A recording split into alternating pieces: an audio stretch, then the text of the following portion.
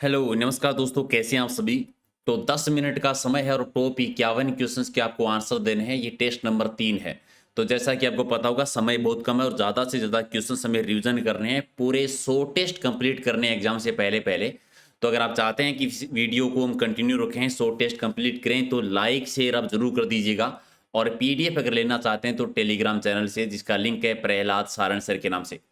PDF आपको इसी Telegram पर मिल जाएगी और सब्सक्राइब नहीं किया तो कर लीजिए। तो फटाफट एक बार लाइक शेयर जरूर कर दो, क्योंकि आपके सहयोग के बिना ये 100 टेस्ट पॉसिबल नहीं है। तो चलिए करते हैं शुरुआत, देखते हैं आपका क्या स्कोर रहता है। जितने भी सही कर पाते हैं कमेंट करके बता दीजिएगा। पहला है कि उप सरपंच का निर्वाचन किसके द्वारा किया जाता है? तो ये निर्वाचित सरपंच और पंचों के द्वारा होता है। बी आपका ठीक है। अगला कि भारत की संघीय व्यवस्थाओं में शक्तियों का झुकाव किस ओर है? तो संघीय व्यवस्था में केंद्र की ओर शक्तियों का झुकाव है। नेक्स्ट है कि मई 1947 को कालीबाई अपने अध्यापक को मुक्त कराने के दौरान पुलिस की गोलियों के द्वारा भून दी गई। ये वीरबाला भील बालिका कालीबाई किस जिले से? तो रास्तापाल कांड की घटना आपको याद होगी, डूंगरपुर 1947। बी आपका सही है। अगला है कि सहरिया जनजाति के लोग सबसे ज़्यादा कहाँ पर निवास करते हैं? तो सबसे ज़्यादा निवास करते हैं 12 जिले में सहरिया जनजाति। बी आपका ठीक है।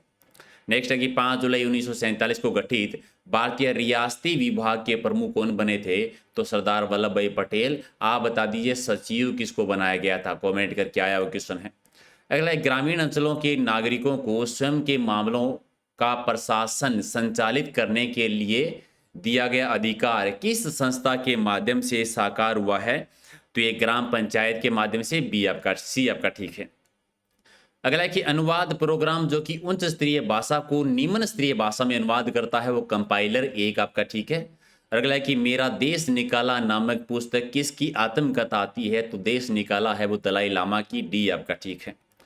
अगला कि संविधान के कौन से दो अनुच्छेदों के तहत राज्यसभा को दो विशेष अधिकार प्राप्त है? कौन से अनुच्छेद? अनुच्छेद 249 और 312, यानी सी आपका ठीक है। अगला है कि राज्य सरकार की कार्यविधि संविधान के किस अनुच्छेद के प्रावधान के अनुसार होती है? तो अनुच्छेद 166 के अकॉर्डिंग। अगला है कि अंतर्राष्ट्रीय शांति को बढ़ावा देने वाले निदेशक सिद्धांत का उल्लेख संविधान के किस अनुच्छेद में है? तो अनुच्छेद 51 में। अंतर्राष्ट्रीय सुरक्षा से रिलेटेड अनुच्छेद 51 है। और कौन सा संविधान संशोधन के आधार पर मताधिकार की आयु 18 वर्ष से घटाकर है वो 21 वर्ष कर दी थी 61वें संविधान संशोधन में? अगला है कि जिसे देखता हूं वही स्वार्थी निकलता है, कौन सा कारक है इसमें? तो संबंध कारक है, यानी डी आपका ठीक है। अगला है कि किस शब्द में तत्पुरुष समास है? तो तत्पुरुष किस में है? स्वरचित में, यानी एक आपका ठीक है। अगला है कि किस शब्द में बहुव्रीहि समास का उदाहरण है? तो बहुव्रीहि समास का उदाहरण तो स्पष्ट है, नीलकंठ है। बी आपका ठीक है। अगला है कि नीरस में कौन सा समास है? बी नीरस में अव्ययभावी समास है, यानी सी आपका सही है।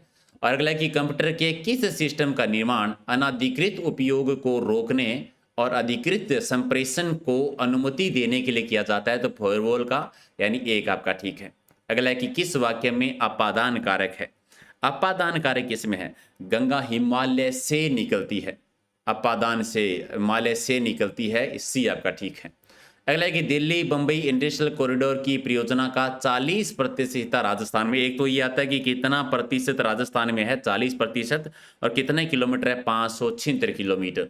अगला है कि रणकपुर के प्रसिद्ध जैन मंदिर किस जिले में है? तो ये पाली में है, रणकपुर पाली में। और कुंभलगढ़ का किला किस जिले में है? कुंभा ने बनवाया था अपनी पत्नी कुंभल देवी की याद में, और ये राजसमंद में।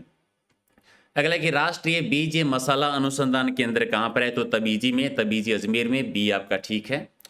अगला है कि राज्य सरकार ने निर्माण श्रमिक की दुर्घटना में मृत्यु होने पर सहायता राशि 75,000 से बढ़ाकर कितनी कर दी गई है? तो 75,000 से बढ़ाकर 5 लाख रुपए, यानी डी आपका ठीक है। अगला है कि शोषक वन अनुसंधान संस्था कहाँ पर बनी हुई है? जोधपुर में। बी आपका सही आंसर। अगला है कि मारवाड़ के जोगियों के द्वारा गोपीचंद भरतरी, निहाल दे आदि के ख्याल गाते समय किस वाद्य यंत्र का प्रयोग किया जाता है? तो सारंगी का। बी आपका ठीक है। अगला है कि कौन सा आभूषण नाक में नहीं पहना जाता? तो मादलिया गले का आभूषण है। डी आपका ठीक है। अगला है कि भारत में राष्ट्रीय विकास परिषद का नेतृत्व कौन करता है? राष्ट्रीय विकास परिषद का नेतृत्व प्रधानमंत्री। डी आपका सही है। अगला प्रश्न है कि राजस्थान प्रशासनिक सुधार समिति 1963 किसकी अध्यक्षता में गठित की गई थी? तो हरीश चंद्र माथुर की अध्यक्षता में, एक आपका ठीक है। अगला कि कौन सा शब्द रात्रि का पर्यायवाची नहीं है? रात्रि का पर्यायवाची कौन सा नहीं है? ठीक है, तो दोसा यानी बी आपका सही आंसर। अगला कि कौन सा शब्द आग का पर्यायवाची नहीं है?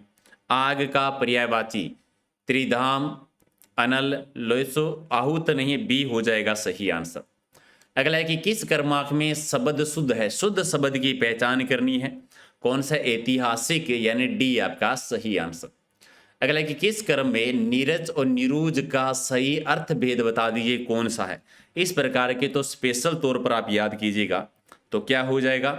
नीरज यानी कमल, कमल, और रोग विहीन यानी एक आपका ठीक है। अगला कि किस क्रम में असन और असनी शब्द युग्म का सही भेद बता दीजिए, किस में आता है? तो असन यानी भोजन और असनी यानी बिजली, तो भोजन बिजली डी आपका ठीक है। अगला है कि एक साइड में राष्ट्रीय उद्यान है, एक साइड में जिला दे रखा है, तो बेमेल गलत की पहचान करनी है। रणथंभौर स्वयं माधोपुर में, श्रीज कालौर में, केलादेव करौली में नहीं है, भी राष्ट्रीय मरु उद्यान जैसलमेर ठीक है, तो सी हो जाएगा सही आंसर। अगला कि मेहरानगढ़ का किला कहाँ पर बना हुआ है? जोधपुर में, यानी एक आपका सही आंसर है।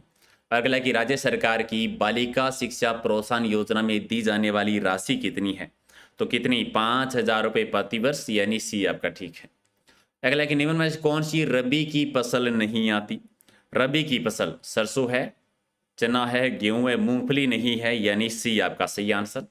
और लगे राजस्थान का उत्पादन में प्रथम स्थान है, किसके उत्पादन में? सरसों के उत्पादन में राजस्थान पहले स्थान पर है।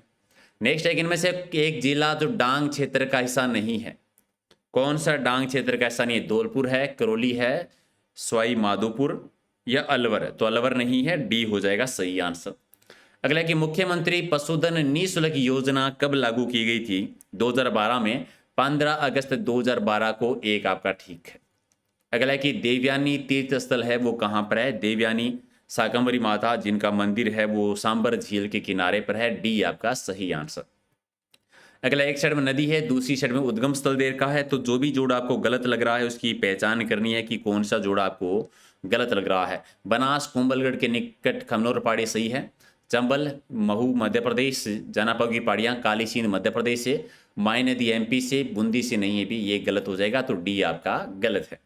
अगला है कि प्रत्येक का संधि बता दीजिए, प्रत्येक में कौन सी संधि है? यण संधि। आप कमेंट करके आप इनका सही संधि विच्छेद करेंगे, यण है। अगला है कि परोपकार में कौन सी संधि आती है? परोपकार में कौन सी? परोपकार में पर्दनोपकार गुण संधि, गुण संधि आती है, यानी सी आपका सही आंसर। अगला है कि निश्चल में कौन सी संधि है? जितने भी इनका संधि विच्छेद अगर आपको आता है तो कमेंट करके जो बता। निश्चल में तो विसर्ग संधि है, बहुत बार रिपीट हुआ है, बी आपका सही है। और अगला है कि प्रत्यागत में कौन सा उपसर्ग लगा हुआ है? प्रत्यागत में प्रति उपसर्ग है, प्रति उपसर्ग है, यानी सी आपका ठीक है। अगला है कि जयश्री द्वितीय ने जंतर मंत्र निम्न में से किस शहर में नहीं बनवाया था? 5 शहरों में बनवाया था। जयपुर है, बनारस है, मथुरा है, दिल्ली है, उज्जैन है, आगरा नहीं है, अयोध्या नहीं है, तो डी आपका सही है। अगला है कि चित्तौड़गढ़ दुर्ग में कीर्ति स्तंभ किसको समर्पित है? कीर्ति स्तंभ है जैन तीर्थकर आदिनाथ जी को, 7 मंजिला और 75 फीट ऊंचाई है, राइट आंसर आपका 1 नंबर। अगला है कि खाटू श्याम जी का मंदिर किस जिले में आता है? तो सीकर जिले में खाटू श्याम जी, जीण माता, हर्षनाथ जी, बी आपका ठीक है। और किस जिले में कालीबंगा सभ्यता के अवशेष प्राप्त हुए हैं? तो हनुमानगढ़ जिले में है। अगला है कि पानीपत का तीसरा युद्ध 1761 में किन किन के बीच में हुआ था? अहमद शाह अब्दाली और मराठों के बीच में, यानी बी आपका ठीक है। तो आपने 51 में से कितने सही किए कमेंट करके बताओ।